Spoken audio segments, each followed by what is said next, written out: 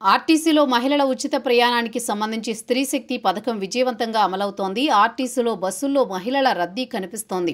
రోజురోజుకి ప్రయాణించే మహిళల సంఖ్య పెరుగుతోంది. అయితే పెరుగుతున్న మహిళల రద్దీతో ఇతర ప్రయాణికులు అసౌకర్యానికి గురవుతున్నారు. ప్రధానంగా పురుషులకు కష్టాలు మొదలయ్యాయి. డబ్బులు చెల్లించి బస్సులెక్కితే పురుషులకు సీట్లు దొరకడం లేదు. పైగా పురుషులతో వాగ్వాదానికి దిగుతున్నారు. కొన్ని చోట్ల ఏకంగా దాడి చేస్తున్న వైనాలు సోషల్ మీడియాలో వెలుగు చూశాయి కూడా.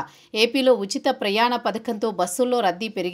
దీంతో పురుషులు, దివ్యాంగులు, వృద్ధులు, చిన్నారులు తీవ్ర అసౌకర్యానికి గురవుతున్నారు.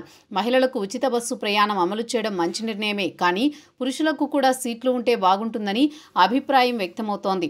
బస్సులు మొత్తం మహిళలతోనే నిండిపోతున్నాయని, తమకు కనీస స్థాయిలో సీట్లు ఇవ్వడం లేదని పురుషులు వాపోతున్నారు. కొన్ని బస్సుల్లో అయితే కనీసం నిలుచునేందుకు కూడా వీలు ఉండడం లేదని చెబుతున్నారు. ముఖ్యంగా గ్రామీణ ప్రాంత సర్వీసులో ఈ ఇబ్బందికర పరిస్థితులు అధికంగా ఉన్నాయి. సాధారణంగా పల్లె వెలుగు సర్వీసుల్లో గ్రామీణ ప్రాంత ప్రజలు ఎక్కువగా రాకపోకలు సాగిస్తూ ఉంటారు. ఆపై విద్యార్థులు సైతం ప్రయాణిస్తూ ఉంటారు.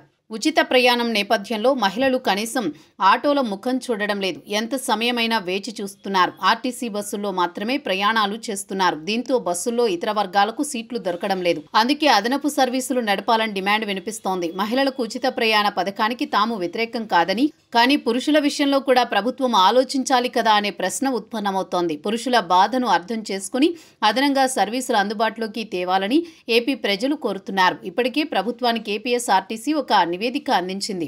గతంలో బస్సు ప్రయాణాల్లో మహిళల సంఖ్య 40% ఉండేదని, ఇప్పుడు అది 65% పెరిగింది అన్నది నివేదికల సారాంశం.